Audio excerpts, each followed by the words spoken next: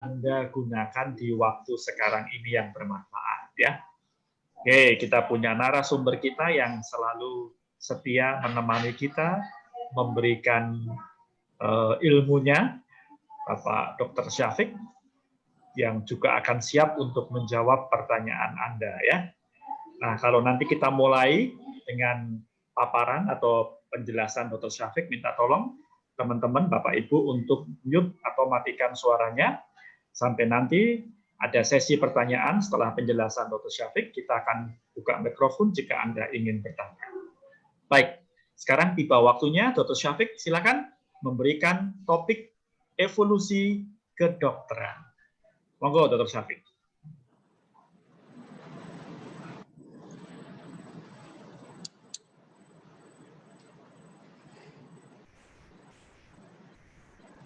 Di tahun 2021 ini kita akan berbicara mengenai evolusi kedokteran.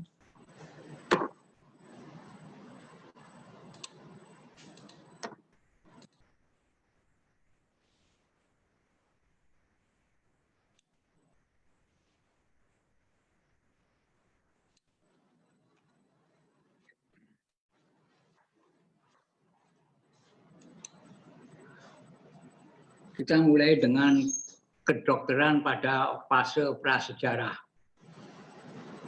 Pada saat itu orang percayanya kepada keyakinan bahwa penyakit dan sakit itu adalah merupakan dosa karena dari Tuhan. Sehingga dokter yang pertama kali timbul untuk itu adalah menterapi penyakit tadi dengan upacara-upacara. Ya, misalnya mereka mendewakan binatang-binatang dan sebagainya. Yang menyebabkan sakit adalah jatuh, dimakan, atau fraktur, atau kena parasit. Bukti adanya penyakit dan manajemennya adalah merupakan cara-cara prehistorik yang terdapat pada fosil, ya, pada orang-orang aborigin, dan juga pada lukisan-lukisan di gua-gua. Pengobatan pada saat itu adalah diet yang baik, ya, kemudian memperbaiki fraktur tulang dan dislokasi, menggunakan lumpur dan herbal dan tanaman-tanaman lain sebagai pengobatannya. Juga melakukan trepanasi, itu melubangi kepala, adalah merupakan suatu tindakan pembedahan yang pertama kali dilakukan pada saat kedokteran prahistorik itu. Manusia berkembang, budayanya makin meningkat, sampailah kita kepada kedokteran Latin. Di sini banyak orang yang menggunakan logika, banyak para pemikir, terutama di antara adalah Hippocrates dan Theophrastus. Dia mengetahui bahwa belladonna, peppermint, dan juga biji ani bisa menghambat segala macam gangguan supernatural atau gangguan. Di antaranya adalah yang namanya Asclepius, Ehia, Panacea, dan ular. Sehingga Anda lihat di sini Hippocrates memegang tongkat yang dililit dengan ular, merupakan simbol kedokteran sampai sekarang ini. Ya, buku-buku Hippocrates diantaranya ada Sumpah Hippocrates. Dia menyatakan bahwa ada 4 cairan dalam tubuh, yaitu cairan kuning, cairan hitam, cairan plasma, dan cairan darah. Ya, jadi kering, dingin, basah, dan panas. Kemudian kedokteran di Roma.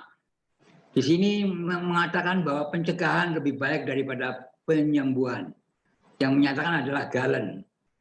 Tetapi tetap masih percaya bahwa Tuhan dan kekuatan-kekuatan gaib masih berkuasa pada penyakit.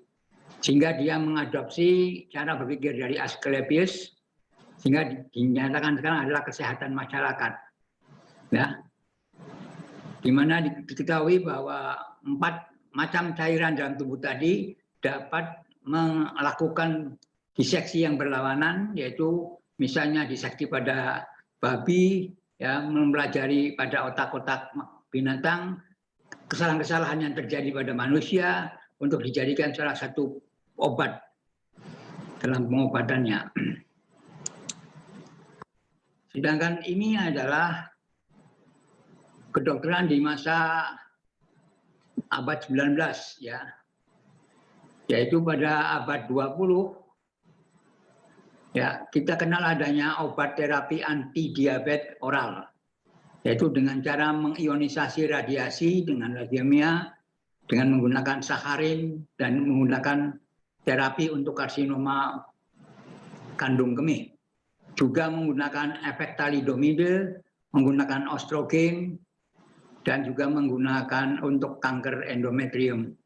Juga kanker mame, juga mengatakan bagaimana supaya merokok dihentikan, dan juga adanya kemungkinan penularan HIV/AIDS pada tahun 83. Juga adanya faktor-faktor resiko dan kecelakaan yang bisa menimbulkan penyakit. Di sini dimulai adanya perkembangan pembedahan teknik diagnostik yang dikembangkan oleh ilmu pengetahuan kedokteran, sehingga dimungkinkan bisa melakukan transplantasi organ pada tahun 54, melakukan membalikan tulang yang patah, serta memberikan melahirkan bayi melalui kehamilan tub, atau lakukan tindakan amniosentesis untuk memeriksa air ketuban apakah bayinya hidup atau tidak, atau juga menggunakan pemanasan. Pada tahun 80 WHO juga mengumumkan bahwa semua cacar bisa dieradikasi. Tahun 96 Dolly, yaitu kambing Dolly yang bisa merupakan satu-satunya mamalia yang dapat dikloning menjadi sel-sel yang dewasa. Kedokteran untuk pikiran. Dia mengetahui bahwa ada obat-obat yang bisa berpengaruh kepada gila, kesedihan, kecemasan. Misalnya di sini lithium. Lithium ternyata mulai dipasarkan di tahun 50. Juga mulai kode-kode mengenai etika dokter juga mulai dibahas ini. Sehingga dengan demikian melihat pada tahun 20 ini perkembangan kedokteran sudah mulai. Kecenderungan di masa datang adalah berkembangnya nanomedicine, berkembangnya riset stem cell, berkembangnya personalized medicine. Ya, di sini Anda lihat bahwa makin canggihnya teknologi, kita bisa sampai ke ukuran nano. Evolusi manusia Anda lihat dari mulai cara berdiri gerak, sampai manusia tegak, Homo erectus, sampai dia bisa menjadi. Nah, mari kita lihat sekarang apa yang terjadi evolusi manusia. Ya, Anda lihat di sini, manusia sudah mulai duduk di depan komputer, manusia sudah mulai lari-lari, dan manusia sudah mulai banyak makan sehingga gemuk. Inilah evolusi daripada manusia yang sampai sekarang ini Anda bisa jumpai. Ada suatu surat kabar yang menjelaskan bahwa manusia di masa depan rupanya seperti ini. Telinganya kecil, kepalanya juga kecil, kantong pipinya makin gede karena di sini tempat kayak kantong detok, kemudian di sini jarinya besar karena sering menggunakan smartphone, ya, kemudian terjadi hipertrofi dari paru-paru, pantat yang membesar, skrosum yang besar, tetapi kaki dan tangan makin mengecil. Ini gambaran ilustrasi kemungkinan manusia di masa datang dilihat daripada evolusinya. Karena manusia tidak lagi bergerak, terlalu banyak duduk, tidur, dan sebagainya. Anda lihat di sini, manusia menjadi gemuk karena aktivitas yang sedentaris. Ya, tidak banyak aktivitas. Karena inti kalori yang tinggi. Karena karbohidrat yang terlalu banyak, karena adanya gangguan pada pencernaan, dan juga terlalu konsumsinya banyak lemak trans lemak, dan juga kontaminasi dengan racun-racun sehingga menyebabkan kita ini mudah menjadi obesitas. Sehingga obesitas merupakan pandemi di masa mendatang. Hippocrates mempunyai 7 prinsip. Dia menyatakan bahwa sebetulnya vis medicatrix naturae, bahwa alam yang telah diciptakan Tuhan itu memiliki kekuatan untuk bisa menyembuhkan. primum non nocere et nocere adalah apabila ada orang sakit, cepat lakukan sesuatu, dan apabila menghadapi orang sakit, jangan merusak tubuhnya. First, ya, never postpone to do something and do no harm. Kemudian dia mengatakan tolle causam, carilah penyebabnya, jangan obati gejalanya. Ya, discover the cause. Kemudian prinsip berikutnya tolle totum, terapilah secara utuh. Jadi terapilah orang secara utuh, jangan hanya lukanya saja, tapi juga pikirannya, hatinya, dan keluarganya, dan ekonominya. Kemudian prevenir adalah pencegahan lebih baik daripada penyembuhan. Kemudian prinsip yang adalah wellness, jadi sejahtera lebih penting daripada health. Health hanya sekedar promosi kesehatan. Di sini Hippocrates telah menyatakannya. Ya. Kemudian docere, setiap terapis adalah pendidik. Dia mendidik pasiennya supaya tidak terjadi lagi kena penyakit yang sama. Nah, ketujuh prinsip ini sampai sekarang sudah ditinggalkan, sudah dibuang. Jadi satu-satunya yang dipegang oleh dokter sekarang adalah hanya sumpah Hippocrates. Yang ini semuanya sudah dinafikan.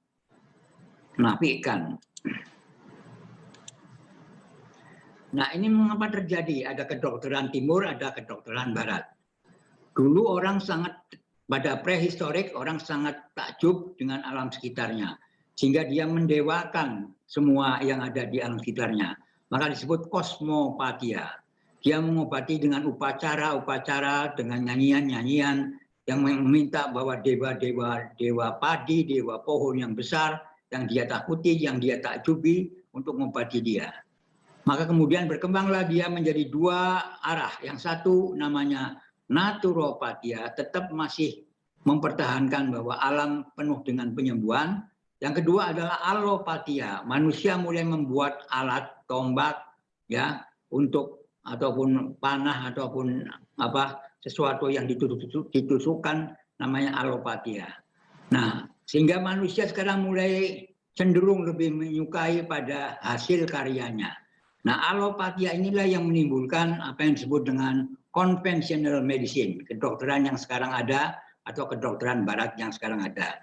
Dia makin berkembang daripada yang naturopatia. Naturopatia ini berkembang secara pelan-pelan menjadi kedokteran alternatif. Kadangkala kalau tidak sembuh, maka orang ini akan lari ke kedokteran alternatif secara sembunyi-sembunyi. Kemudian ada beberapa bagian dari terapi kedokteran alternatif yang ternyata berguna, maka disebut complementary medicine. Nah, maka kedokteran sekarang mulai kerjasama dengan kedokteran komplementer ini. Maka kemudianlah kedua-duanya saling berintegrasi, namanya integrative medicine. Dari integrative ini timbul pembiasan namanya functional medicine, yang menjadi energy medicine, dan lama-lama sekarang menjadi self healing. Jadi ada tiga era. Era ya medicine, era kedua medicine, dan era ketiga medicine. Karena sejarah evolusinya demikian.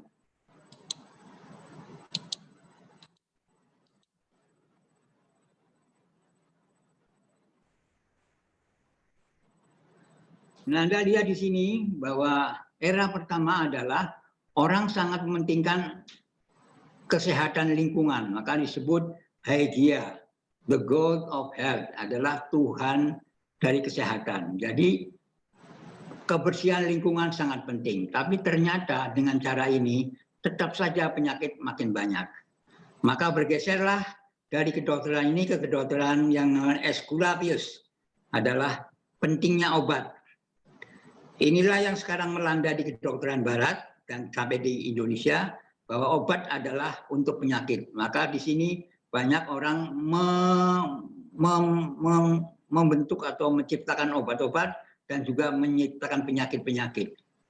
Inilah yang namanya proses medikalisasi. Di dunia medikalisasi sudah menurun, tapi di Indonesia medikalisasi masih tetap tinggi. Nah, tetapi sekarang kedokteran sudah pindah ke yang berikutnya namanya panacea, the God of total treatment. Jadi adalah Tuhan untuk menterapi secara utuh, ya, Disinilah era daripada kedokteran yang sekarang, ya, kembali ke sakit dan wellness, sehat dan wellness.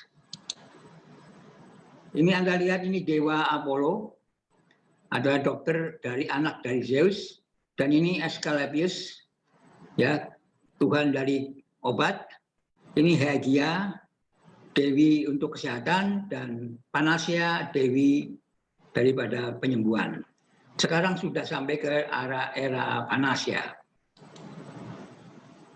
Nah, dengan teknologi yang canggih, maka sekarang mulailah perubahan evolusinya menjadi era genetik, era epigenetik, dan era metagenetik. Pada saat era genetik menyatakan bahwa semua tergantung kepada DNA.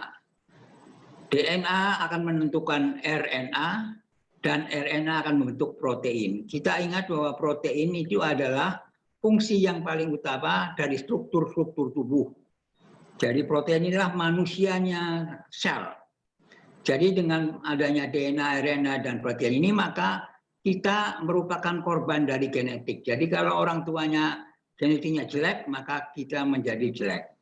Tapi ternyata dogma ini telah berubah menjadi epigenetik, yang mengatakan bahwa bukan gena yang menentukan, tapi lingkungan. Jadi rangsang lingkungan ini akan merubah protein di dalam membran sel, sehingga dia bisa membuat DNA dan RNA serta protein yang lebih baik. Perkembangan lebih lanjut adalah metagenetik.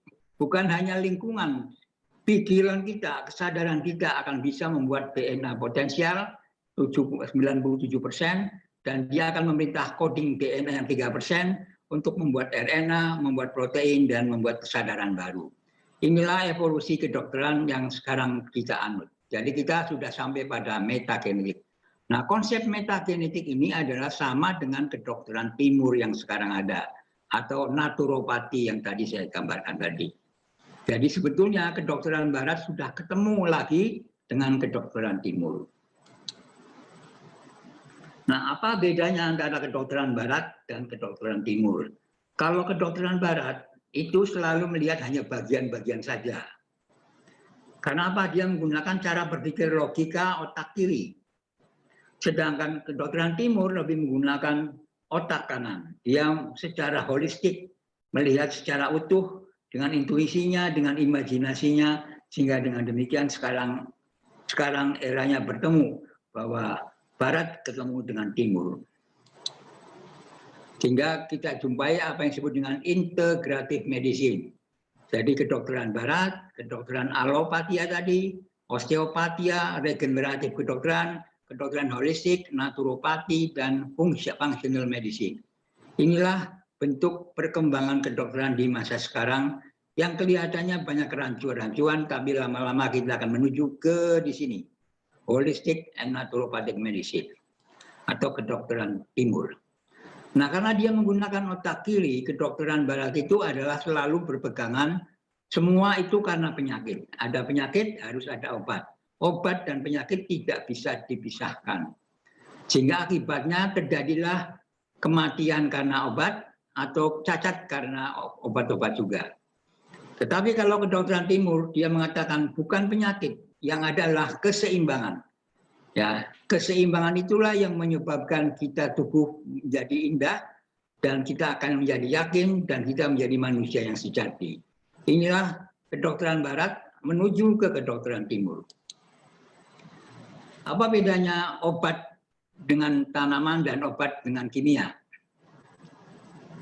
Kalau obat dari alam itu datangnya dari alam yang membuat Tuhan. Kalau yang dengan obat kimia adalah obat-obat yang sintetik yang dibuat oleh manusia untuk kepentingan-kepentingan tertentu. Dia bisa, kalau yang jamu atau herbal ini bisa mengamplifikasi, bisa menyokong, bisa memoderate. Kalau ini sifatnya memblokir, menekan, atau meracuni.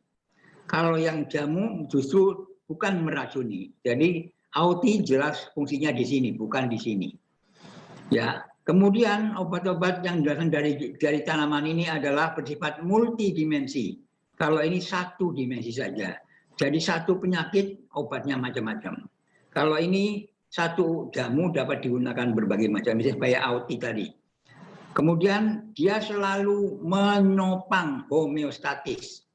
Jadi keseimbangan di dalam tubuh selalu didukung. Kalau ini justru menyerang atau merusak homeostatik.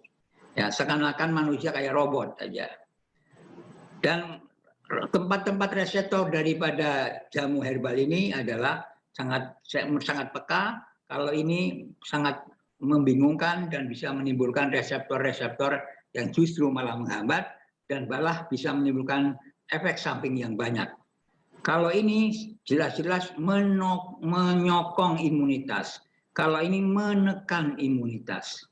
Kalau ini mengurangi inflamasi. Kalau ini menyebabkan inflamasi. Kalau ini menyerang hanya bakteri yang berbahaya. Kalau ini menyerang semua secara bebas. Jadi tanpa ada semuanya diserang. Jadi misalnya obat kanker. Ya, obat kanker itu kemoterapi tidak saja sel-sel kanker, tapi sel sehat juga diserang. Jadi inilah beda yang penting antara pengobatan dengan kedokteran timur dan pengobatan dengan kedokteran barat. Sangat jauh berbeda. Jadi kita tidak usah berpikiran di sini kalau kita menggunakan AOT. Kalau menggunakan AOT, pikiran di sini positif semuanya. Tidak ada yang negatif. Kalau di sini kita takut efek samping, takut gangguan dan sebagainya. Oke, nah dengan adanya kedokteran timur yang selalu mengalami keseimbangan, maka yang namanya sehat adalah keseimbangan asam basa. Yang kedua, keseimbangan antara metabolisme anaerob dan aerob. Kita ketahui bahwa metabolisme anaerob hanya menghasilkan energi 2 ATP, sedangkan aerob menghasilkan 36 ATP. Jadi metabolisme aerob lebih penting daripada anaerob. Kemudian keseimbangan antara oksidan dan antioksidan yang ada di tubuh. Kemudian keseimbangan antara kalsium yang ada di luar sel dan kalsium yang ada di dalam sel. Kemudian keseimbangan antara inflamasi akut dan inflamasi kronis. Juga keseimbangan bahwa jaringan tubuh kita tidak rusak. Jaringan ikat kita tidak rusak. Inilah yang namanya sehat menurut kedokteran timur. Sehingga dengan demikian apabila terjadi ketidakseimbangan, maka akan terjadilah penyakit. Contohnya, kalau asam basanya tidak seimbang akan menimbulkan asid stres dan ini akan menimbulkan infeksi. Dan juga akan menimbulkan inflamasi kronik. Demikian juga kalau antioksidannya dan oksidannya tidak seimbang akan menimbulkan kronik inflamasi. Jadi penyakit ini timbul karena masalah ini, karena masalah ketidakseimbangan. Jadi cara pengobatannya adalah menyeimbangkan kembali. Inilah bedanya. Nah, sehingga kalau kita lihat oksidatif stres, penyakitnya banyak nih. Penyakit di mata, penyakit di ginjal, penyakit di kulit, penyakit di jantung, penyakit di sendi, penyakit di paru-paru, di otak, di multi organ, pembuluh darah, juga sistem imun. Nama-nama penyakit itu begitu banyaknya. Dan setiap nama penyakit obatnya juga berbeda-beda. Sehingga dengan demikian cara kedokteran barat adalah menggunakan banyak obat dan menggunakan banyak sekali label penyakit yang semuanya adalah sebetulnya hanya dengan dikasih antioksidan maka semuanya kena semua. Inilah bedanya kedokteran barat dan kedokteran timur. Jadi kita lebih sederhana ya, tapi mengenai semua. Jadi AOT ini kan adalah antioksidan berat. Jadi dia bisa mengobatin chronic kidney disease, bisa mengobatkan transplantasi ginjal, bisa nephritis, bisa untuk ya penuaan, bisa untuk karena matahari, karena psoriasis penyakit kulit, bisa karena melanoma, bisa karena angioplasti, karena penyakit-penyakit yang namanya macam-macam ini yang sulit para pasien tahu akan apa penyakit ini. Tapi dengan mengetahui oksidatif stres, pasien akan tahu bahwa jumlah oksidan dan antioksidan tidak seimbang. Sehingga perlu suplemen antioksidan pada tubuh. Demikian juga rheumatoid arthritis, osteoartritis. Jadi kita, kedokteran timur, jangan menggunakan nama-nama penyakit untuk diagnosa kita. Pakailah yang di tengah ini, oksidatif stres. Dan oksidatif stres ini juga bisa menimbulkan inflamasi kronis. Nah, kronis inflamasi juga penyakitnya macam-macam. Anda lihat di sini. Jadi hanya dengan satu tapi bisa kena semua. Anda lihat di pohon ini adalah gambar dari kedokteran fungsional. Yang di atas adalah penyakit. Ada diabetes, ada kanker, ada penyakit jantung, ada autoimun, ada obesitas, ada fibromialgia, namanya macam-macam, dan untuk memahami nama ini juga Anda juga bingung. Tetapi yang penting yang di bawah ini, the root causes, akar penyebabnya adalah karena gangguan hormon, gangguan ketidakseimbangan inflamasi, karena gangguan emosi, keracunan emosi, marah, cemas, ya, atau karena gangguan bentuk tubuh, karena intoleransi pada detoksifikasi, karena terlalu banyaknya kimia racun, dan juga bermacam sekali imbalan ketidakseimbangan imunitas dan sebagainya. Jadi dengan mengobati sini, kedokteran timur sudah bisa mengobati yang di atas. Tapi kalau barat ini yang diterapi, tapi ininya nggak pernah dipikirkan. Ya. Nah, inilah bedanya antara kedokteran yang dulu, kedokteran barat yang dulu dengan kedokteran barat yang sekarang. Kedokteran barat yang sekarang ini adalah hampir sama dengan kedokteran timur, tapi sebetulnya berbeda. Ini orientasinya pada penyakit. Ini kelihatannya orientasi pada kesehatan, tapi sebetulnya enggak. Dia tetap berorientasi penyakit, karena penyakit dan obat tidak boleh dipisahkan. Kalau nama penyakit hilang, maka obat tidak laku, dan itu akan menghantui bisnis farmasi. Kemudian berpusat pada dokter, kalau ini berpusat pada pasien, ini mengobati secara sesuai dengan penyakitnya, kalau ini holistik. Dan tapi nama-nama ini semua, ini adalah sebetulnya kamuflase saja, bahwa yang betul adalah kedokteran timur. Ya, Anda lihat bahwa sekarang kesehatan, nutrisi, dan makanan merupakan faktor yang penting. Karena apa? Karena apabila kita lakukan bioanalisa,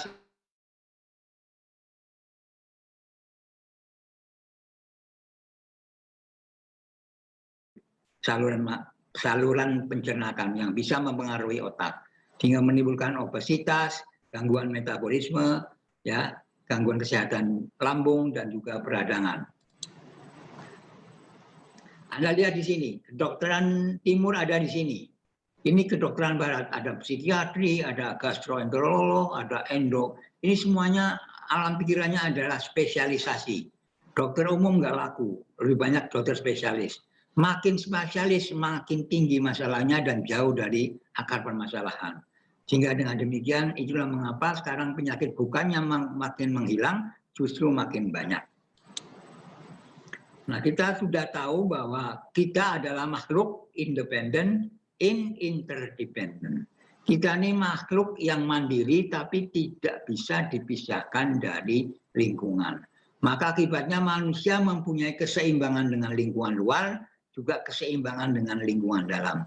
Keseimbangan dengan lingkungan luar tadi sedemikian rupa agar supaya keseimbangan di dalam tubuh tidak terganggu. Maka ada istilah homeodinamik dan ada istilah homeostasis. Nah, kedokteran barat adalah justru merusak homeostasis. Kedokteran timur justru menjaga homeostasis, menyokong homeostasis. Sehingga dengan demikian milieu dalam tubuh kita tetap terjaga normalitasnya karena lingkungan luar. Nah, homeodinamik ini dikerjakan oleh salah satu kelenjar yang ada di otak yang namanya kelenjar epiphysis. Bagaimana caranya? Yaitu dengan cara neuroadaptasi. Otak kita bisa menyesuaikan diri dengan lingkungan yang senantiasa secara dinamis berubah-ubah. Bagaimana caranya? Otak melakukan neuroplasticity dan neurogenesis. Sedangkan untuk homeostasis dikerjakan oleh kelenjar pada otak yang namanya hipofise. Dan hipofise tadi membuat neuroregulation. Jadi ini neuroadaptation, ini neuroregulation. Bagaimana caranya neuroregulation tadi adalah dengan 3 cara. Yaitu dengan sistem automatic regulation, dengan regulasi jangka pendek, dan regulasi jangka panjang. Jangka panjang menggunakan hormon, jangka pendek menggunakan neurotransmitter, dan otomatis menggunakan sitokin. Nah, sehingga dengan demikian manusia kita kenal ada 3 jenis. Adalah manusia diurnal, manusia yang dipengaruhi siang dan malam, manusia laki-laki dan perempuan, dan manusia yang selalu melakukan daur, siklus. Nah, pemahaman ini yang penting. Jadi dalam kedokteran timur sangat paham akan ini. Bahwa tubuh kita jangan sampai tidak seimbang. Kalau ketidakseimbangan akan menimbulkan masalah kepada tubuhnya dan akan membuat penyakit. Nah, Anda lihat di sini bahwa lingkungan luar dengan homeodinamik dengan menggunakan helisi, resonansi, integrality, dikerjakan oleh epiphysis, neuroadaptasi, neuroplastisisi, neurogenesis untuk agar supaya lingkungan dalam tubuh kita tetap dengan keadaan homeostasis dengan mengatakan neuroendokrin, dengan neurorefleks, dengan cell communication dan signal transduksi serta sitokin sehingga menimbulkan keseimbangan dalam tubuh. Jadi Anda lihat di sini ada kerja antara epiphysis, hipotalamus, hipofise, target organ aksis. Inilah ke-12 sistem regulasi homeostasis. Ada yang menggunakan hipotalamus, hipofise, target organ aksis, ada yang menggunakan simpatoadrenomedulari dengan kelenjar adrenal, ada yang menggunakan renin, angiotensin, aldosteron ini, ya. Kalau kita jelas dulu bahwa menjelaskan pada hipertensi, Anda lihat bahwa angiotensin nogen menjadi angiotensin 1, angiotensin 1 menjadi angiotensin 2, dan angiotensin 2 akan berubah menjadi aldosteron, dan aldosteron ini bisa mengatur keseimbangan cairan dan elektrolit, sehingga bisa menurunkan tekanan darah, sehingga terjadilah homeostasis hipertensi yang terjadi. Atau dengan neuroendokrin imun sistem, jadi antara otak, antara sistem imun, dan antara endokrin mempunyai kerjasama bareng. Itulah sebabnya pikiran sangat penting, karena pikiran ini akan bisa, kalau cemas maka imun akan tertekan dan akan menimbulkan masalah pada endokrin. Atau dengan cara pituitari dengan tiroid, ya, dengan tes dengan gonad, juga dengan otot dan lain sebagainya, atau juga di sini detoksifikasi oleh liver, oleh hati. Kalau hati kita tidak bisa melakukan fungsi secara benar, maka runtuhlah semua gangguan homeostasis, karena hampir 500 fungsi dikerjakan oleh heparin ini. Jadi heparin sangat penting, jangan sampai lelah, jangan sampai jadi sakit. Ya, semua metabolisme, semua energi diatur oleh ini. Sehingga proses detoksifikasi adalah peranan utama yang paling penting dari liver. Jangan sampai racun tadi terlalu berlebih-lebihan di dalam tubuh kita, karena racun akan menimbulkan penyakit dan sebagainya. Maka liver ini selalu kerjasama dengan ginjal, dengan kulit, dan lain sebagainya, dengan jantung dan sebagainya. Atau juga dengan cara ini mengatur gula darah. Gula darah juga sangat penting karena ini juga gula adalah merupakan sumber energi, sehingga jangan sampai terjadi hiperglikemi atau bahkan hipoglikemi. Atau dengan menggunakan sitokin, ya, ini sistem signal transduksi ini sangat penting agar supaya respons sel tadi bisa baik. Dan berikutnya juga, nah dengan demikian Anda lihat, nah inilah secara singkat bedanya antara kedokteran timur dan kedokteran barat. Anda lihat di sini, di atas di sini adalah kedokteran barat. Dia menggunakan model konvensional pada perawatan, dia menggunakan model Newton yang bersifat reduksionistik dan tepat, dan dia sangat berbasis pada organ. Yang dipentingkan organ, tapi kalau yang timur yang dipentingkan sel, ya. Ya, model ini sel, energi seluler yang paling penting. Dan penyebab dari segala sakit tadi adalah ketidakseimbangan imunitas, ketidakseimbangan struktur, ketidakseimbangan inflamasi, ketidakseimbangan hormonal, ketidakseimbangan karena zat-zat kimia yang meracuni, atau ketidakseimbangan daripada pencernaan, atau disfungsi mitokondria. Inilah penyebab daripada penyakit. Tapi tadi dijelaskan adalah keseimbangan pH, keseimbangan anaerob dan aerob, keseimbangan oksidan antioksidan, keseimbangan Ca masuk dan Ca keluar, dan keseimbangan inflamasi akut dan kronis. Jadi Anda lihat kedokteran barat itu menyerang homeostasis. Kalau kedokteran timur justru mensupport homeostasis. Jadi karena mensupport maka dia akan mementingkan quality of life, ya, hidup yang sejahtera. Ya, kalau ini justru yang dipentingkan penyakit, yang diserang penyakit, perkara tubuhnya sakit, tidak ada masalah. Pokoknya penyakitnya hilang. Nah, jadi ada proses dehumanisasi. Kalau di sini adalah humanisasi, memanusiakan manusia. Semuanya ini tergantung kepada energi daripada pikiran. Kata Aristoteles bahwa energi pikiran adalah esensi daripada kehidupan. Kalau pikiran kita positif, semuanya akan positif. Percayalah. Inilah pikiran. Jadi pikiran bisa bersifat positif, bisa bersifat aktif. Kalau positif adalah persepsinya positif. Dia akan memberikan informasi dan dia akan menimbulkan sensori yang baik serta menimbulkan efektivitas pemikiran yang baik. Sedangkan kalau pikiran aktif, dengan bila berpikir kita bisa, pikiran tadi bisa simbolik atau bisa memberi kekuatan kepada kita. Tapi juga kalau pikiran aktif bisa juga memikirkan bagaimana caranya menyelesaikan masalah dengan jalan berpikir secara baik. Jadi antara tubuh dan pikiran ada kaitannya. Tubuh adalah emosi, pikiran adalah perasaan. Jadi kalau pikiran kita positif, perasaan kita positif, emosi kita positif, tubuh akan positif. Dan itulah satu-satunya obat yang paling mujarab. Dan agama pun menekankan bahwa kita harus husnudon, berpikir positif terhadap apa yang kita derita di dunia ini. Oke, ini ditambah lagi ada roh di sini. Ada pikiran, ada roh. Jadi di sini ada energi chi, ada bawah sadar, ada emosi, dan semuanya menjadi berkaitan sehingga menimbulkan, ya, ada mind, ada body, ada energi. Nah, cara berpikir bisa berpikir divergen, bisa berpikir konvergen. Ini menggunakan logika, ini menggunakan imajinasi. Kedokteran timur adalah menggunakan imajinasi. Kedokteran barat menggunakan logika. Semuanya fakta, fakta, fakta, fakta. Jawabannya karena fakta. Tetapi kalau kedokteran timur adalah pertanyaan, idenya apa? Idenya apa? Imajinasi. Jadi dengan demikian kreatif sekali, sangat kreatif. Kalau ini adalah kritis, ya, dan bersifat fixed mindset. Jadi yang namanya feeling adalah merupakan reaksi emosi, ya, pengalaman afektif terhadap satu keadaan emosi. Sedangkan emosi sendiri adalah kondisi mental seseorang karena timbul karena adanya secara spontan karena adanya upaya kesadaran untuk menyelesaikannya.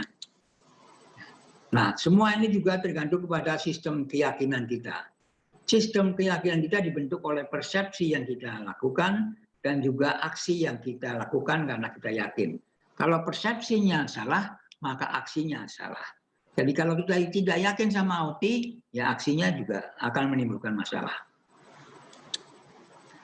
Jadi Anda lihat di sini, pikiran memimpin adalah manajer dari 50 triliun sel dalam tubuh.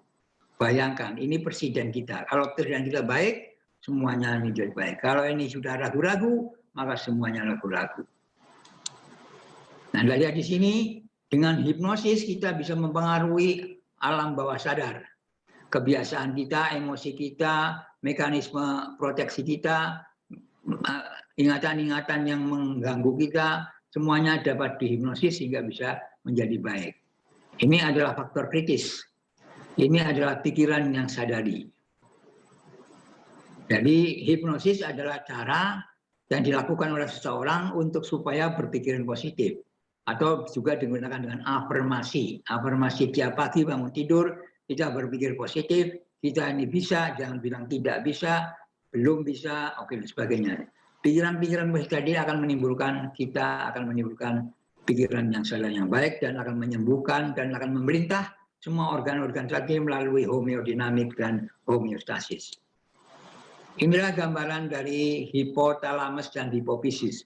Semuanya bergantung pada organ ini. Ini adrenal cortex, ini thyroid gland, ini otot, ini mame, ini testis, ini ovarium, ini melanosis pada kulit, ini rahim, ini prostat, dan sebagainya. Jadi hanya dengan perintah dari pikiran tadi, pikiran, hipotalamus, hipofise, target organ, maka semuanya beres. Nah, tapi ada dua cara, yaitu negatif feedback atau homeostasis, ada yang positif feedback. Jadi hipotalamus memerintah hipofise anterior, kelenjar endokrin, keluar hormon, maka terjadilah perintah pada target tisu ini. Sedangkan yang positif justru akan, ya, sehingga dengan demikian terjadilah peningkatan hormon, ya, atau juga pengurangan hormon tergantung dari perintah negatif feedback atau positif feedback. Emosi yang negatif akan mempengaruhi organ-organ ini. Api adalah jantung, kayu adalah liver, air adalah ginjal, sedangkan metal logam adalah paru-paru dan usus besar, sedangkan tanah adalah lambung. Jadi kalau kita punya emosi yang negatif akan mempengaruhi kelima organ ini. Ini adalah teori 5 unsur pada kedokteran timur. Apakah itu persepsi? Persepsi adalah proses di mana kita menjawab rangsang yang ada dari lingkungan dan diubah menjadi representasi mental oleh otak kita. Sehingga dengan demikian kalau persepsi kita salah, kita juga akan salah. Misalnya demikian. Nah, ini orang ini mengatakan ini angka 6. Tapi karena orang yang di sini dia bilang ini bukan 6, ini angka 9. Jadi kedua orang ini berbeda persepsi karena berbeda sudut pandang.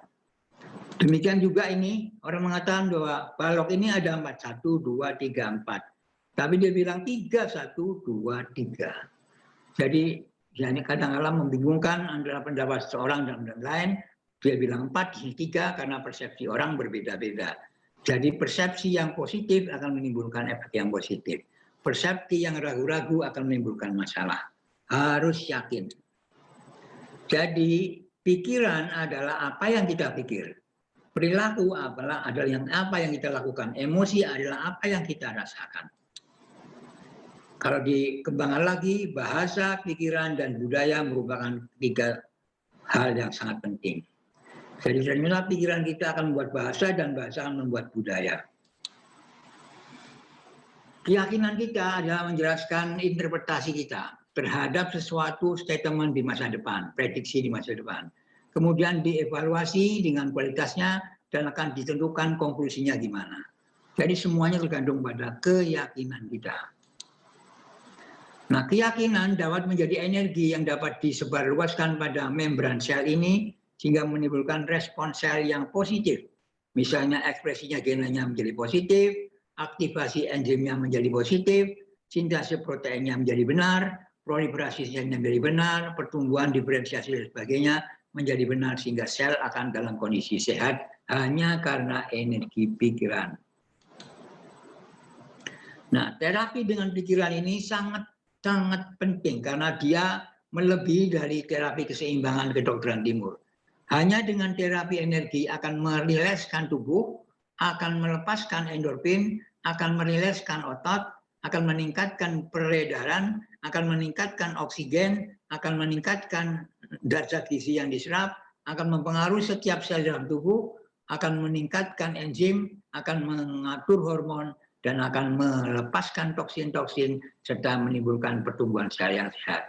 Hanya dengan satu energi semuanya bisa kena. Dan energi ini lebih cepat, tidak terlalu lama.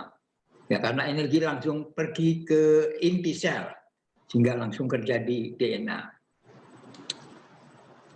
Nah, ini Anda lihat bahwa segala macam homeostasis ini ada yang melalui tiroid, ada yang melalui metabolik, ada yang melalui somatotropik, ada yang hormon lain, semuanya dikalahkan oleh pikiran ini. Pikiran ini melalui ini. Ya, kalau ini negatif, semua yang positif jadi hilang semua. Jadi Anda lihat pikiran bisa menghancurkan semua pertahanan yang ada di bawah ini. Jadi tolong pikiran merupakan hal yang penting. Mengapa dokter menggunakan simbol ini? Namanya caduceus. Ya, ada tongkatnya di sini, ada 2 ular. Ya. Kemudian pada orang-orang Amerika menggunakan simbol caduceus ini. Tapi kalau yang sekarang menggunakan ini, 1 tongkat, 1 ular. Ya. Dengan tanda ini Anda lihat bahwa ini menunjukkan bahwa kedokteran simbolnya juga sama dengan kedokteran timur, yaitu adanya cakra-cakra. Ya. Jadi kedokteran selalu diikuti dengan evolusi biologis, ya, sehingga menimbulkan kedokteran selalu berevolusi. Konsep-konsep evolusi akan menimbulkan hubungan antar manusia dengan makhluk-makhluk lain, sehingga menimbulkan sakit ataupun sehat. Contohnya ini, terlalu lama berpuasa akan menimbulkan mutasi gena, akan menimbulkan perubahan metabolik, dan akan menimbulkan obesitas. Homeostasis ada dengan menggunakan CO2, dengan suhu, dengan air, dengan gula, dan lain sebagainya yang sudah saya jelaskan dulu. Organ-organnya jelas ada hipotalamus, ada ginjal, ada otot, ada pankreas, ada pulmo, ada hepar, dan hiperhipofise. Kesemua organ inilah yang menjaga agar supaya kita dalam kondisi homeostasis atau seimbang. Nah, kedokteran Cina dimulai dengan dinasti Shang. Ya, ini merupakan asal muasal kedokteran Cina. Ini merupakan bagian dari kedokteran timur yang menyatakan bahwa ada yang namanya Qi, ada yang namanya Qi, dan dari kerajaan Jin timbullah akupunktur dan moksa busi. Nah, kemudian dikembangkan menjadi sistem kedokteran lain. Nah, ini 5 unsur yang tadi kita gunakan. Ya, ada kayu, ada api, ada tanah, ada logam, dan ada air. Ya, ini pohon di mana dipegang oleh manusia. Refleksiologi, jadi pada kaki ternyata ada gambaran semua organ, sehingga kita bisa memijat daerah-daerah ini untuk menentukan, mempengaruhi organ-organ tertentu, baik di telapak kaki, di tangan, dan sebagainya. Semuanya ada. Maka kita kenal adanya akupunktur, ada moksa busi, ya, ada silat, ya, jigong, ada pijatan tuina, ada yang dengan formulasi herbal. Inilah semua kedokteran Cina yang menggunakan prinsip-prinsip kedokteran timur.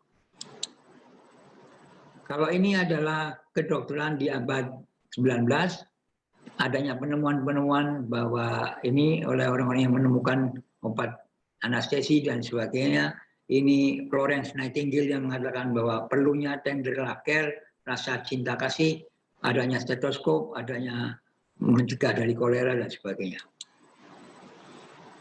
Penemuan-penemuan parasit oleh orang-orang seperti ini juga menambah kekayaan di dalam kedokteran, radiologi, bidang psikiatri, dan sebagainya. Tapi sekarang semuanya sudah Anda lihat bahwa ini adalah gambar manusia dengan struktur DNA-nya. Demikian saya telah menjelaskan secara singkat evolusi kedokteran yang pada prinsipnya adalah kedokteran timur lebih benar daripada kedokteran barat karena menggunakan otak kanan. Ya.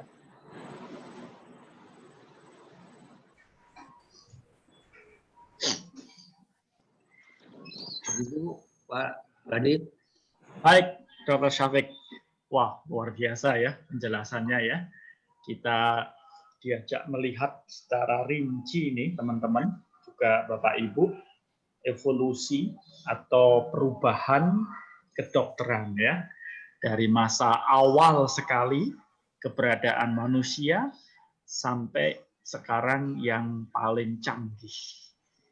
Ya, kita lihat tahap-tahapnya, kita juga melihat bagaimana tahap-tahap itu juga mempengaruhi sudut pandang orang-orang mengenai kedokteran ya.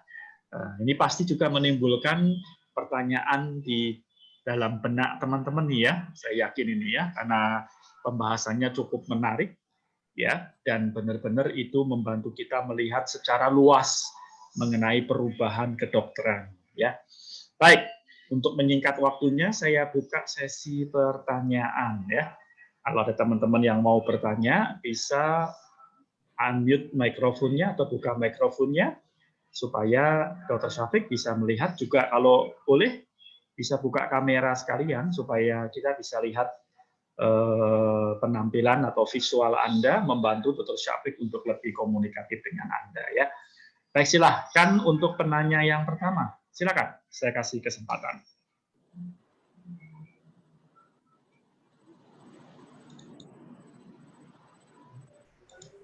Mengheningan cipta dimulai. Selamat siang, dokter. Selamat siang. Selamat siang, dokter. Selamat siang. Sehat ya, dokter? Ya, Udah lama nggak ketemu. Ya. Saya belum mengerti benar masalah yang fungsional medicine itu loh, dokter. Oh, apa ya. itu kamuflase aja? Apa itu jadinya juga tidak baik toh, dokter itu? Jadi begini, kedokteran barat itu sudah tahu bahwa itu salah. Maka kedokteran barat mengimbangi kedokteran timur, dia membuat functional medicine. Yaitu yang di atas pakai penyakit, tapi yang di bawah pakai keseimbangan. Keseimbangan itu milik kedokteran timur. Jadi menjadi rancu. Karena mereka tidak akan mungkin menghilangkan penyakit. Karena pabrik obat bilang, nama penyakit jangan dihilangkan. Sebab kalau nama penyakit dihilangkan, lalu obat saya untuk apa? Jadi penyakit dan obat tidak boleh dipisahkan. Disitulah permainannya mereka, bisnis mereka. Sedangkan kedokteran timur tidak pernah bilang ada penyakit, yang ada ketidakseimbangan. Gangguan homeodinamik, gangguan homeostasis. Sehingga kedokteran timur selalu mensupport homeostasis. Tapi kalau obat selalu menyerang homeostasis. Ya, misalnya begini aja, kemoterapi, orangnya jadi gundul, kan udah nyerang. Sel-sel yang normal jadi karena yang penting kankernya hilang. Jadi tujuannya pokoknya penyakit hilang. Apakah manusianya mati itu tidak usah dipikirkan. Ini namanya dehumanisasi. Kalau kedokteran timur tidak, justru manusianya ada yang penyakit. Dialah orang yang menyatakan penyakit yang perlu kita selamatkan. Bukan penyakitnya, tapi orangnya. Jadi kedokteran timur selalu bersifat persuasif, tidak represif, tidak menakut-nakuti, tidak membuat pasien cemas. Karena kalau pasien cemas, HPA aksis akan timbul, maka semua imunitas akan terganggu dan akan menimbulkan penyakit menjadi lebih parah. Senangkanlah orang yang menderita, karena itu perintah agama juga.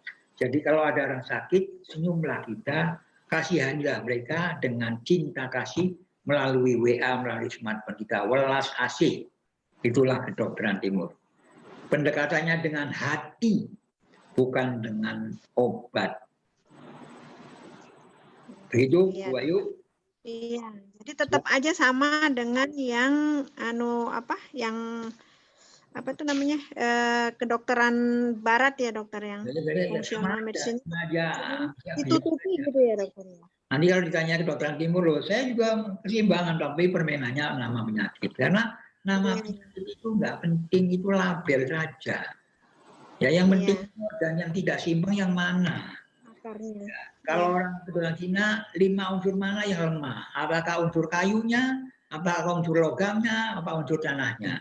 Kalau ada kelemahan dikuatin, tetapi juga organ-organ yang lain juga dikuatin. Karena kerjanya tubuh tidak karena paru-paru saja, paru-paru, jantung, liver, ginjal, kerja bareng diatur oleh otak kita, oleh pikiran kita. Jadi kalau pikiran kita positif, maka paru-paru, jantung, liver, ginjal akan kerja bareng untuk menormalkan homeostasis dengan cara otomatis, dengan cara jangka pendek, dengan jangka panjang. Demikian. Iya, ya itu secara otomatis ya. Iya, dengan pikiran positif. Ya. Homeostatis regulator sistemnya itu bekerja gitu ya, dokter? Ya, tidak usah diperintah, pokoknya Anda mintanya pikiran yang positif. Percayalah pada aku, wahai pikiranmu. Aku adalah sel, akulah pendudukmu. Masa pikiran kamu mano-nano? Jangan yuwaswis, kamu yang jelas, yakin bahwa di atas ini ada Tuhan. Tuhan membantu kita kok. Begitu kira-kira. Jadi sayangilah sel-sel Iya. Anda. Jadi simpel aja. Jadi simpel aja ya dokter. Dengan pikiran aja itu udah kerja Karena Tuhan sendiri. tidak pernah membebani makhluknya. Makhluknya saja yang mendalimi diri sendiri. Nanti alasannya karena Tuhan benci dan sebagainya. Nggak ada itu. Karena engkau telah merusak tatanan yang diciptakan oleh Tuhan. Ada batuk dikasih anti batuk. Ada panas diganti anti panas. Ini mudah saja, itu kan nggak benar. Itu namanya pegadaian. Oke, iya dokter. Tinggal menata hati aja ini. Iya. Pikiran khusyuk, sudah percayalah. Keimanan seseorang adalah penentu dari segala-galanya. Yang namanya hidup adalah menuju kematian. Ingat, kita berjalan menuju mati. Ingat. Jadi semua jabatan, semua amal dan sebagainya menuju pada bagaimana kita menyimpan banyak sekali pahala agar supaya mati kita ini bisa baik. Amin. Amin. Iya dokter. Terima kasih dokter. Kembali. Sudah paham. Baik, terima kasih Bu Ayu ya. Pertanyaannya menarik ya mengenai kedokteran fungsional ya. Nah, kalau kedokteran fungsional dengan kedokteran integratif ya, integratif medicine dengan functional medicine itu bedanya apa? Hampir sama kan itu ya, Dr. Syafiq? Iya, tapi kebanyakan itu hanya namanya ya integratif, tapi nanti cara berpikirnya masih ya dokter minded gitu.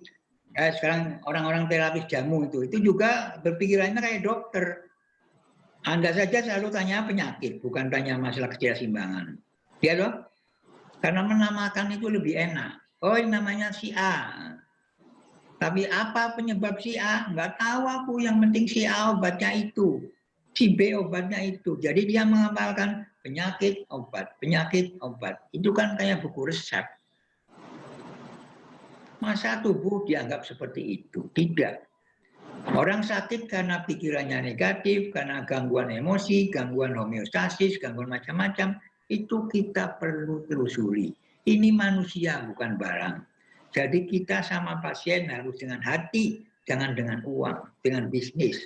Tapi pikiran orang yang sakit perlu kita tolong, perlu kita cerahkan cara berpikirnya, perlu kita kembalikan kepada Tuhannya. Yakinlah bahwa Tuhan di atas sana akan menyembuhkan penyakitmu.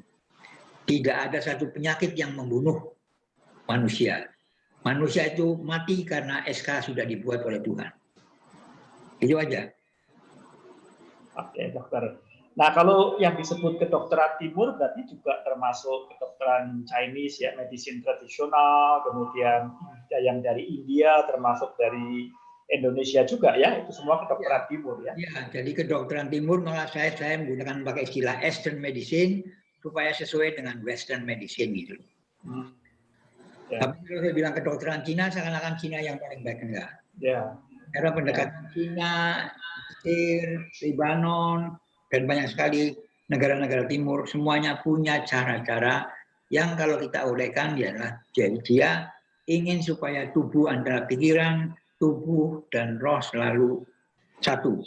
Ya, ya, jadi maksudnya teman-teman ya, istilah kedokteran timur itu tidak hanya mengacu kepada daerah timur, tapi yang konsepnya adalah holistik ya. Konsepnya adalah menyeluruh, bukan parsial ya. Betul. Jadi itu istilah yang digunakan Dr. Syafiq, kedokteran timur atau Eastern medicine itu untuk membandingkan dengan konsepnya Western atau Barat ya. Karena dunia ini tidak seimbang, yang didominasi kedokteran Barat. Maka perlu ada kedokteran timur untuk mengimbangi, ya jangan sampai Barat terlalu. Ya. Kedokteran Barat itu baiknya kalau pada saat emergensi, pada saat akut, itu Barat baik. Ya, tapi kalau sudah kronis, wah nenek bilang itu berbahaya, harus pakai kedokteran timur. Ya. Padahal kebanyakan dari problem kesehatan itu malah kronis ya, bukan akut ya. Akut lebih banyak emergensi kalau misalnya kecelakaan ya dokter ya. Nah itu pasti ada hubungannya dengan behavior atau lifestyle ya. Banyak penyakit problemnya justru lifestyle ya. Nah itu maka kenapa kedokteran timur itu lebih penting, karena itu kaitannya dengan tadi budaya, cara hidup ya. cara berpikir, istirahat, dan sebagainya. Maka cocok sekali untuk teman-teman dari mementingkan pencegahan lebih penting daripada pengobatan. Iya, betul ya. Itu pencegahan. Tidur yang cukup, makan yang baik, itu pencegahan. Jangan sakit. Kalau sudah sakit, sudah terlambat. Ya, baik teman-teman yang lain silahkan kalau ada pertanyaan lagi mengenai topik kita hari ini, evolusi kedokteran ya. Ya, tadi menarik ya pembahasannya, pertanyaan Ibu Ayu tadi ya mengenai integratif, functional medicine tadi ya.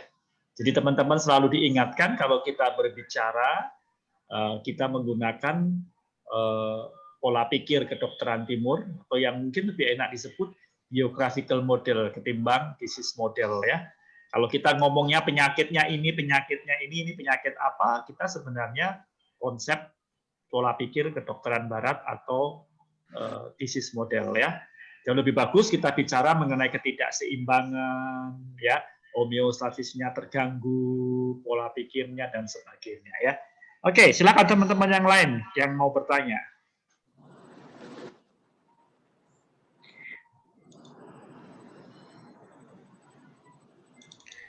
Saya mau tanya sedikit ini, Dr. Syafiq mengenai gambar tadi ya, pikiran itu menarik sekali ya, gambar pikiran. Saya mau share screen, kelihatan ya di share screen ya?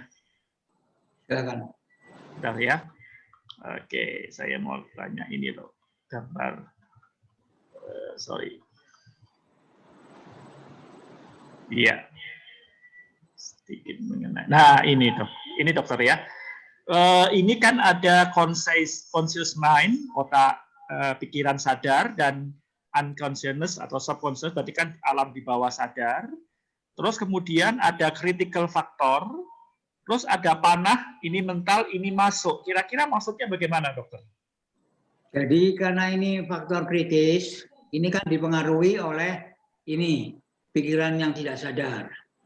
Yang selama ini memimpin itu kan ini.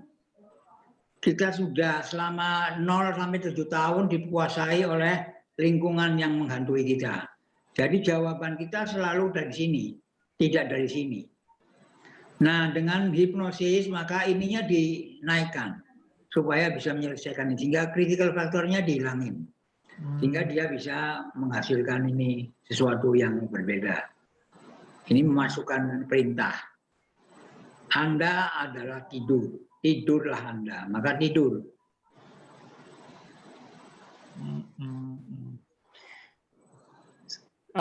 Mungkin bisa, jadi critical factor ini terciptanya kapan? Kalau sudah ada rangsang. Oh, oke. Kalau ada rangsang maka terjadi persepsi.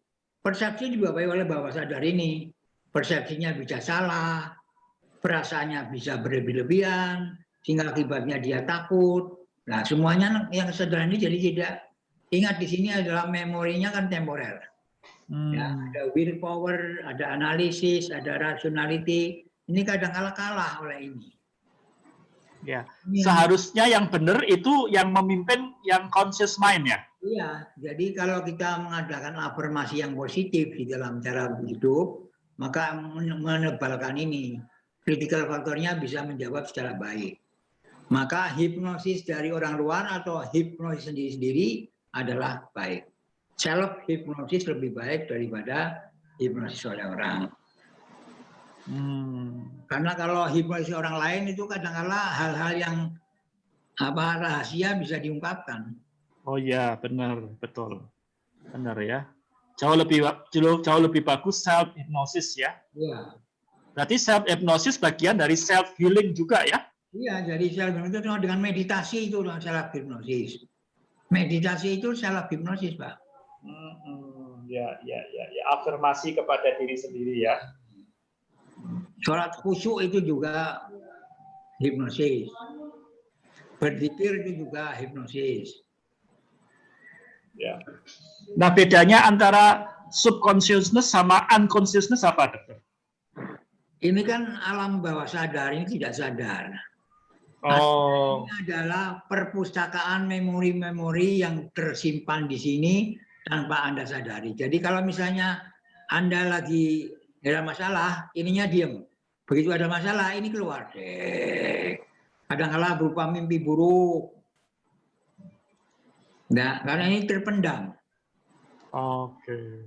Maka kadang-kala orang perlu dibukai semua ini. Nah, hipnotis tadi membuka semua khazanah-khazanah, memori-memori, perasaan-perasaan, peristiwa-peristiwa yang tidak baik itu akan dihilangkan. Karena ini sangat mengganggu cara berpikirnya otak. Maka lebih baik Anda reinstall ulang otak Anda. Sudah terlalu banyak virus. Dari 0 sampai 7 tahun. Virus kata-kata orang tua, perceraian orang tua, ekonomi orang tua, ya, dan lain sebagainya. Dosa-dosa yang dilakukan, dan sebagainya. Karena orang selalu ingin menghakimi diri sendiri. Aku sudah berdosa, aku ini salah. Itu namanya afirmasi negatif. Akibatnya otak makin atrofi. Kekuatan otak untuk menyelesaikan masalah menjadi melemah. Dan kalau otak melemah, pencernaan akan terganggu. Karena otak perut dan otak kepala sangat berhubungan. Jadi kalau makanan kita jelek, makanan kita dari korupsi, otak kita juga akan berpengaruh. Jangan main-main dengan makanan. Ya. Nah, jadi pembentukannya yang alam bawah sadar itu 0 sampai 7 tahun ya? Iya, karena selama itu kan dipengaruhi orang tua, lingkungannya, Ya. keluarganya, ya, oleh pengalaman-pengalaman kedua orang tuanya. Itu kalau misalnya ada perceraian antara bapak ibunya, itu juga membekas.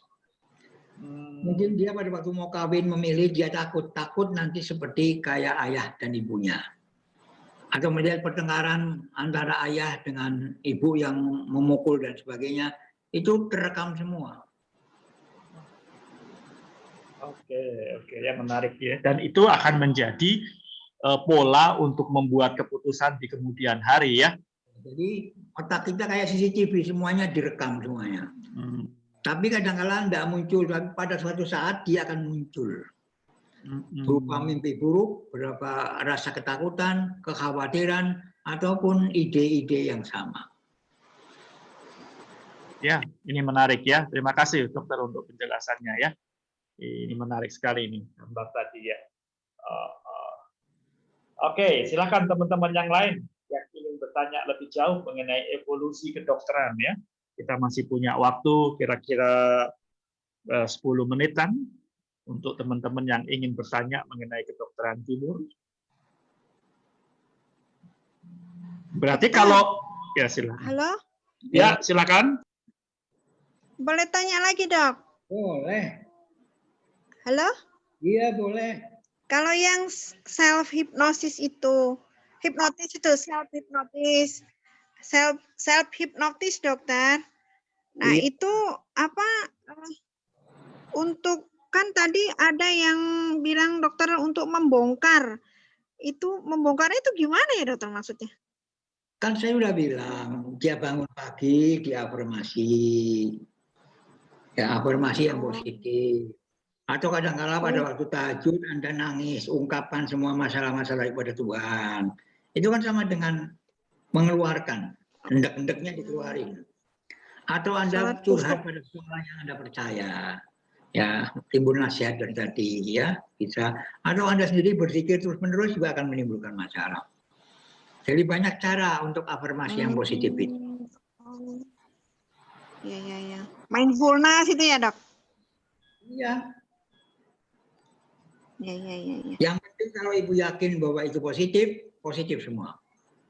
Hanya itu aja, pikiran Ibu positif saja, jangan ragu-ragu. Kalau Ibu ragu-ragu namanya poco-poco. Dan itu kerjakannya secara kontinu terus. Maka dengan berpikir itu sama dengan Anda memperkuat aliran listrik itu.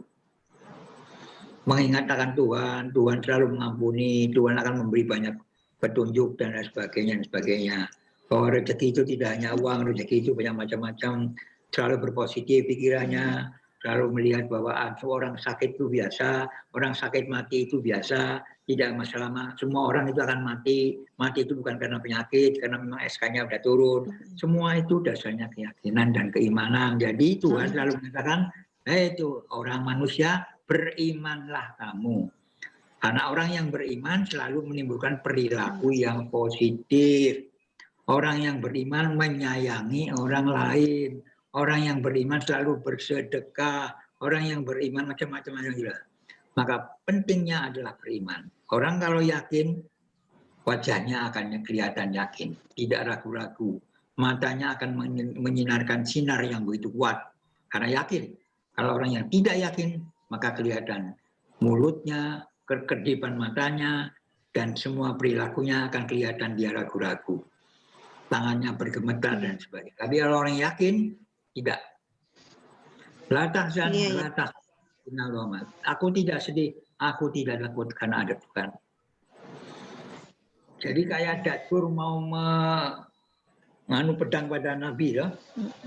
Nah, Nabi bilang, aku nggak takut, aku takut sama Tuhan. Maka ya, nggak ada masalah. Akhirnya pedang yang dipegang Datur akan jatuh sendiri karena dia bergetar, karena dia tidak punya keyakinan. Orang yang tidak yakin pasti gemetar. Seperti demikian. Kalau kita mau ujian, kalau kita mau kencing, kalau kita mengapa kita mau kencing pada waktu ujian, karena dia takut. Takut itu berarti simpatis. Cemas. Cemas itu merangsang simpatis.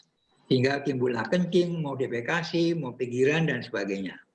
Tapi begitu Anda menenangkan kembali, maka selesai. Maka orang Buddha bilang, oh, swastiastu, itu kan tenang, sama aja. Oh gitu. Itu artinya tenang-tenang ya? Nggak tahu malah. Kan dia kan nadanya kan begini kan, ketenangan. Orang yang tenang itu, air laut yang tenang itu membahayakan. Ya enggak? Kelihatannya tenang, tapi ternyata tenggelam kamu di air yang itu. Iya. Anda lihat mata seseorang, matanya berbinar-binar, orang itu yakin. Dia punya prinsip, dia punya pikiran, dia punya keyakinan yang kuat. Tapi orang yang ragu-ragu kelihatan, tangannya, hidungnya, semuanya kelihatan. Mimiknya aja kelihatan, bibirnya aja kelihatan gemetar, mau ngomong aja kelihatan. Apalagi kalau berdusta. Nah, ya jangan ada dusta di antara kita. Ada Bruri Marantika. Itu udah otomatis ya dokter ya. Iya. Terima kasih dokter. Ya. Baik, terima kasih Ibu Ayu ya. Dokter, ini ada pertanyaan lewat WA ke saya.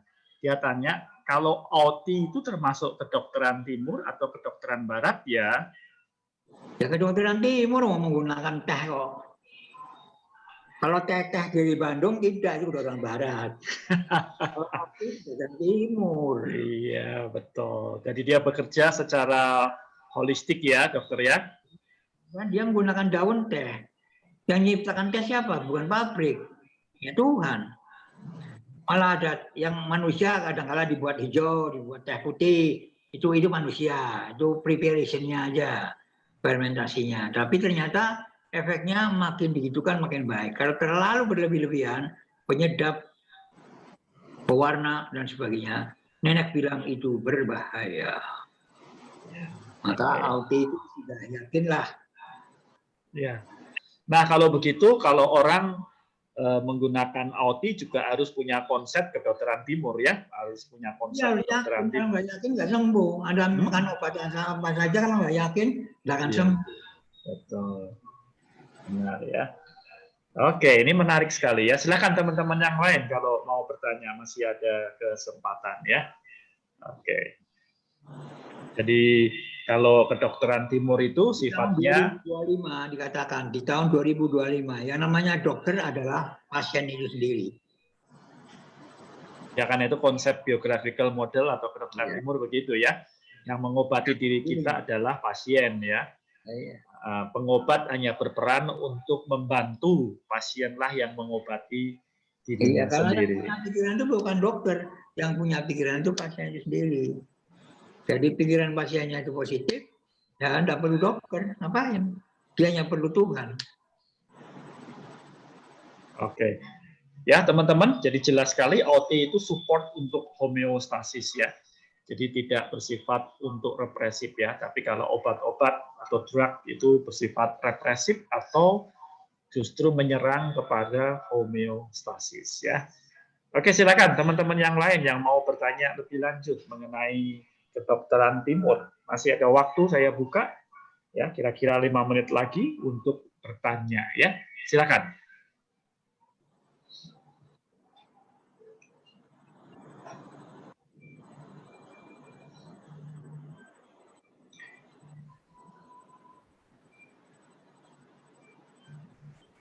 Aliran kebatinan kedua.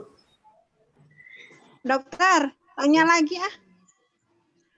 Dokter, kalau misalnya pasien ya, dia itu yakin akan dokter itu dan yakin akan obat yang diberikan, itu juga dia bisa sembuh, merasanya sembuh. Itu bisa kan dokter? Tapi mungkin dari efek obat seseorang bisa memperkuat keyakinan seseorang.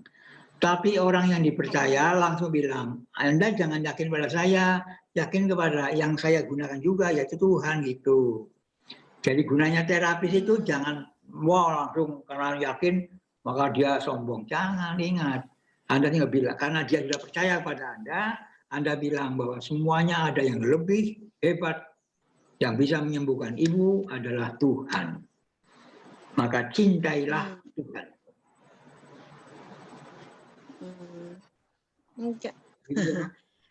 Jadi jangan sampai Anda terpengaruh oleh kata-kata yang mutiara itu membuat Anda lupa daratan. Kalau daratannya lupa, tenggelam Anda. Iya. Enggak, maksud saya kan kalau seseorang itu dia yakin akan dokter barat, maksudnya kedokteran barat itu loh dokter. Dia yakin akan obat itu sembuh, dia juga akan sembuh toh dokter dengan bantuan dirinya sendiri karena pikirannya yakin itu kan dokter. Karena dalam kedokteran barat namanya placebo dan nocebo. Jadi obat itu sembuh itu karena placebo, karena dia yakin bahwa obat sembuh, itu aja. Iya. Tapi efeknya itu yang nantinya ya dokter. Nah, efeknya kalau kita percaya, pikirannya kan positif. Ingat, positif itu energi elektromagnetik ke membran reseptor, menimbulkan signal transduksi, akan menimbulkan respons sel yang positif. Iya. Iya. Maksud saya tuh kalau orang yang percaya kedokteran barat, dia minum obat kimianya itu, dia yakin lah dia akan sembuh. Cuman nanti efeknya itu dari obat kimianya itu akan tidak baik selanjutnya gitu ya dokter? Iya kan akibatnya. Iya. Jadi Anda jelasin kedokteran barat. Saya tidak menjelekkan kedokteran barat, tapi kedokteran barat itu menggunakan obat yang dibuat oleh manusia. Kalau orang timur menggunakan obat yang dibuat oleh Tuhan. Apa Tuhan bisa melebihi manusia? Dan setiap obat itu tergantung nama pabriknya. Pabrik A obatnya sama tapi harganya beda, namanya beda. Tapi kalau meniran itu kan sama, di mana-mana meniran sama. Iya. Iya enggak? Herbal. Iya. Iya dokter.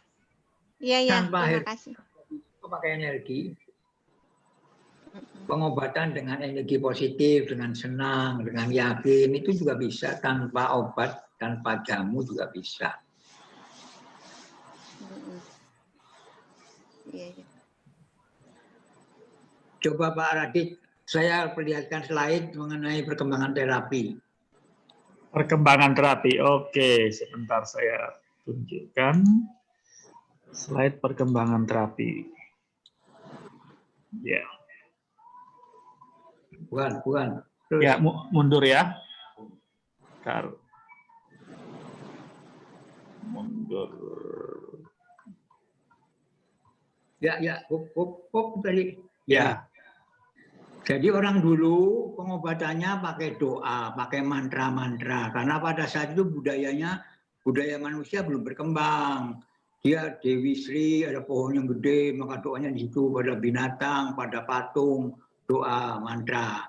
Kemudian dia percaya bahwa di dalam dalam pohon itu ada energi yang bisa menyembuhkan. Maka mulailah dia dengan bioenergi. Ini biasanya dengan upacara, dengan tarian-tarian, mendatangkan energi tadi untuk mengobati. Kemudian mulailah dia dengan masase, ya, dengan memegang-megang. Oh, ternyata bisa sembuh. Kemudian timbullah manipulasi masasenya dia dengan jari, dengan tongkat, dengan alat dan sebagainya. Kemudian lama-lama alatnya tadi dimasukkan insersi ini, ya, dimasukkan, disuntik, kemudian disuntikkan ini, dimakan, ini disuntikkan, kemudian dibedah, kemudian ini meditasi dan kembali lagi ke doa. Jadi sekarang ke sini, ke doa lagi. Jadi hebatnya peranan doa itu sangat penting. Karena ini menuai energi yang terpendam dan energi ilahi. Jadi doa-doa yang dari agama itu sangat penting. Paham Bu Ayu? Bu Ayu. Iya dokter paham. Ya, Iya dokter paham. satu ini. Alhamdulillah. Terima kasih. Ini murah meriah nih doa ini. Iya. Keyakinan, tanpa keyakinan impossible. Iya, iya. Ini bisa untuk kebaikan dunia akhirat ini ya. Kalau doa. Jadi sekali merangkul dayung 2-3 pulau terlampaui. Sip. Ya. Ya. Oke. Oke, terima kasih Bu Ayu untuk banyak pertanyaan yang bisa membantu sehingga pembahasan menjadi lebih berkembang ya. Oke, silakan teman-teman yang lain. Waktunya sudah kritis sekali, tinggal sedikit lagi. Kalau masih ada mau bertanya, saya buka lagi satu pertanyaan. Ya, tinggal satu pertanyaan lagi. Siapa mau bertanya? Bu Rian udah pernah tanya itu. Bu Rian, silakan itu Dr. Syafiq mengundang. Ya, siap Pak Dokter. Iya. Gimana Anda? Lagi kumpul-kumpul nih Pak. Ya. Bu Gina ada pertanyaan? Bu Gina from Bandung. Belum Dok. Oh, pengikutnya aliran kebatinan semua. Lagi meditasi, katanya meditasi bisa afirmasi. Tapi meditasinya bukan sekarang, meditasinya nanti, bukan waktu seminar. Seminarnya pakai meditasi aja, saya tak diem aja. Ya, tapi emang bener sih Dok, maksudnya kalau kita yakin, bener-bener yakin, jangankan obat ya, air putih aja bisa nyembuhin. Saya punya pengalaman itu. Jadi saudara saya sakit gigi, Dok. Saudara sakit gigi, terus katanya kalau orang di kampung dulu dimintain air putih sama kiai gitu, nanti sembuh. Nah iya. Nah, disuruh, iya. Nah, ilmiahnya gimana ilmiahnya? Tahu nggak ilmiahnya? Udah. Nah, nggak tahu toh. Air itu menurut teori Haddo, ya, itu bisa kalau dikasih pikir, kristalnya akan baik. Nah, kristalnya akan baik akan bisa menyembuhkan, itu loh. Yang menemukan orang Jepang. Jadi air Lourdes, air Zam-Zam itu sangat baik. Tapi kalau air Zam-Zam dikasih kata-kata jelek, ya jelek. Ingat, hidup tanpa air nggak bisa. Air apa penyakit? Bukan toh. Dehidrasi penyakit, bukan toh. Ya obatnya dehidrasi apa? Ya minum air loh. Apa dengan OT? Ya nggak bisa. Ya kurang air kasih air loh. Kurang air kasih OT. OT apalagi ada zat khususnya ya, yang emang benar-benar punya efek menyembuhkan. Air putih aja bisa, apalagi OT Dok. Nah, maka don't worry, be happy. Nggak usah takut, Tuhan itu sangat sayang pada makhluknya yang namanya manusia. Paling dicintai adalah makhluk manusia. Tapi manusianya paling takut sama Tuhannya. Jauh dari Tuhannya. Yang salah siapa? Ya, dikasih pikiran, pikirannya nano-nano. Manusianya Dok. Harusnya dikasih pikiran yang positif. Wah, Tuhan bersama kita. Don't worry, be happy. Selesaikan masalah tanpa masalah. La tahzan, la takhaf. Udah. Mantap. Kalau belum bisa sembuh, upaya lagi terus. Tidak pernah berputus asa. Tuhan membenci orang yang berputus asa. Begitu.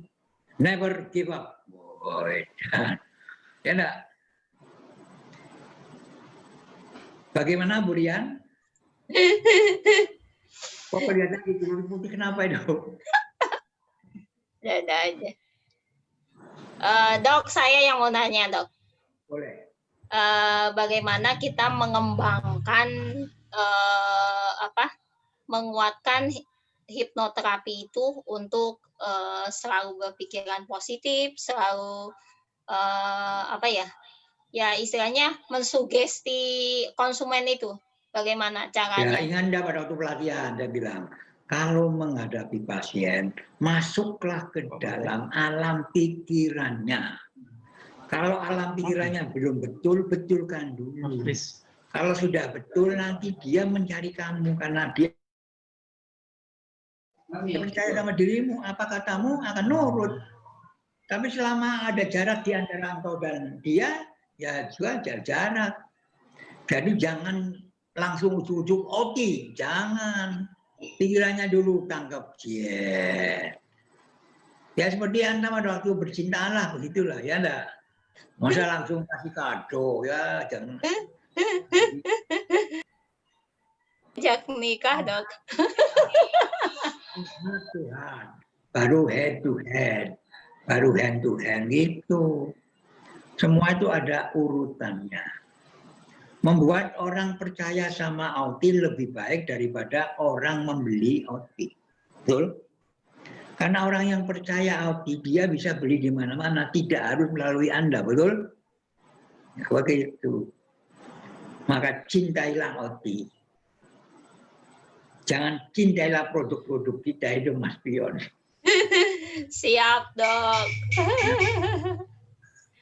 Ya, berarti dengan kita cara supaya kita itu mencoba berusaha supaya si konsumen itu berani bercerita tentang masalahnya kepada kita, gitu ya, Dok ya. Misalnya suami istri itu kalau bicaranya pilotok akan lebih enak. Jadi pada waktu tiduran ngomong, nanti dia dong sambil dipegang sana pegang sini kan masuk.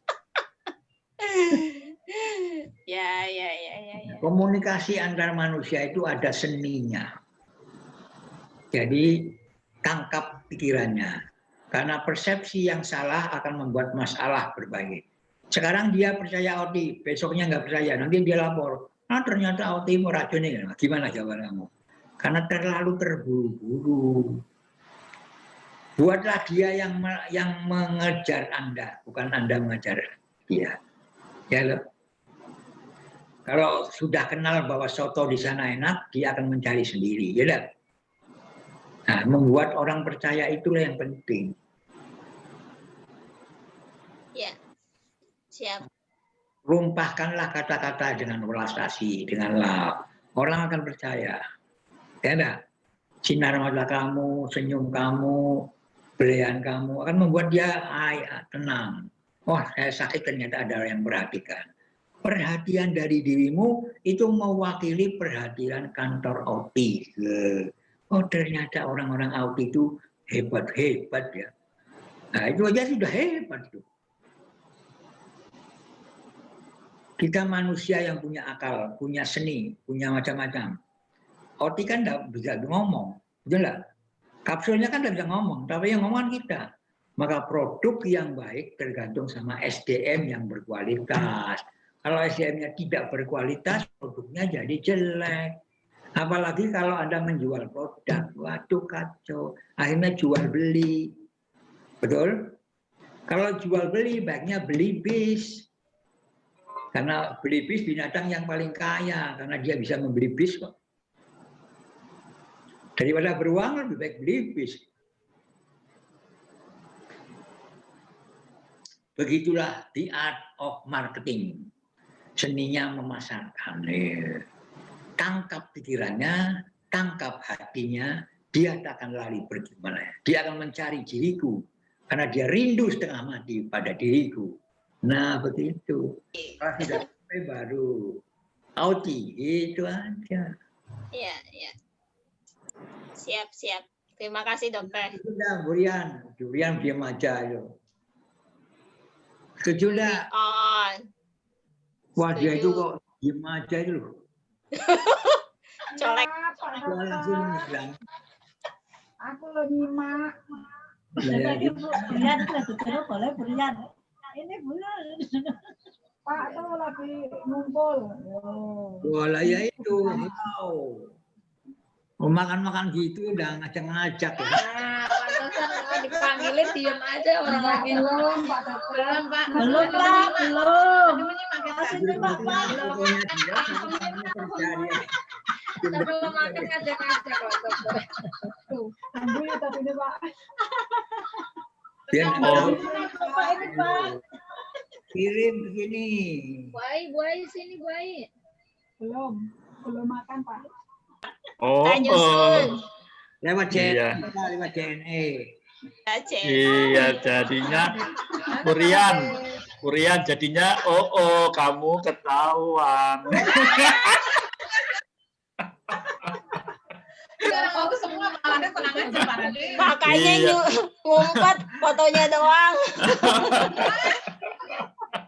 Dia kan lagi ini sambil seminar bersama. Ya. Karena saya pernah diuji oleh mata saya. Jadi mata saya itu pakai kacamata. Ternyata dia kacamatanya. Lampunya masih kosong, Pak. Kacamatanya. Masih kosong. Belum mulai. Pak, tenang. Ini masih utuh nih, Nih, Pak. masih. Ya. Jadi agak buka. Masih utuh. Coba dilihat tuh makanannya apa saja itu. Ini anti corona. Ada jamu, Nah, itu ada apa cukup banyak itu loh. Anti corona katanya, Pak.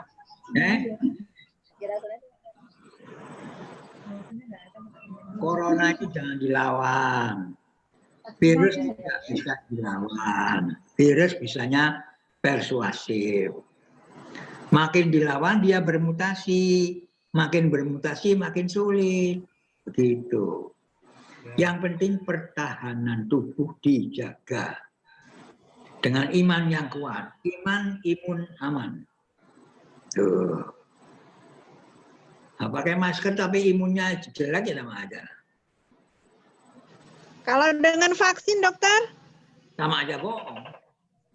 Vaksin kan Gitu. menguatkan imun. Ngapain pakai vaksin mahal-mahal segala-galanya, pakai disuntik segala.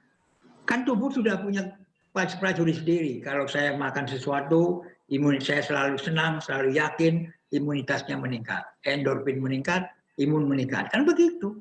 Tuhan itu maha hebat membuat manusia fi ahsani takwim. Sebaik, sesempurna mungkin.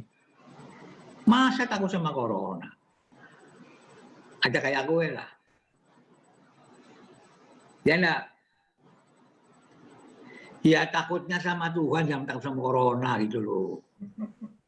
Ya itu yang paling bagus, dokter. Nah, Takutnya sama Tuhan, bukan sama corona. ya. Kalau Iya. memang saya ditentukan sakit, ya sakit ngapain? Saya lampaui, kan gitu. Tapi saya berupaya agar saya tetap menjaga an-nadzafatu minal iman. Kebersihan itu adalah iman. Kan iman. Iman, imun, aman. Jangan iman, aman, imun. Jangan salah itu. Iman, imun, baru aman. Kekebalan manusia terletak pada keyakinannya menurut kedokteran metagenetik yang mengajarkan auti, kan begitu.